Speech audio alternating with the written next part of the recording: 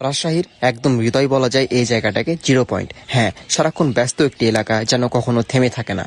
চারপাশ জুড়ে গাড়ি, অটো, রিকশার ভিড়, সবাই যেন গন্তব্যে ছুটছে এক অনবরত ছন্দে।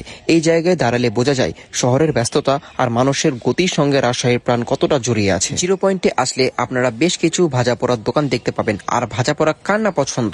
আমার তো বেশ ভালো লাগে। আমি আজকে জিরো পয়েন্টে সব ভাজা পোড়ার দোকানগুলোর মধ্যে থেকে আমার পছন্দের একটা দোকানের সাথে পরিচয় করিয়ে দেবো। জিরো পয়েন্ট আসলে আমি এখানকার ভাজা পোড়া মাস্ট খাই। পার্সোনালি আমার এখানকার সিগনেচার আইটেম লাগে হলো তাদের সাসলিক। এছাড়াও তাদের পুরি, কিমার, চপটাও আমার অনেক মজা লাগে। আমি সাধারণত এই দোকানে আসলে এগুলোই খাই, তাই আজকে ভাবলাম একটু ডিফারেন্ট কিছু খাওয়া যাক। তাই আজকে আমি তাদের একটা চিংড়ি ফ্রাই নিলাম, একটা আমার ফেভারিট সাসলিক নিলাম এবং একটা খাসির হালিম নিলাম। সাসলিক তো আমার অল টাইম ফেভারিট। এর মধ্যে চিকেনের পরিমাণটা যথেষ্ট পরিমাণে থাকে, আর সাসলিকের মধ্যে যে পুরটা দেওয়া থাকে সেটা অনেক মজা।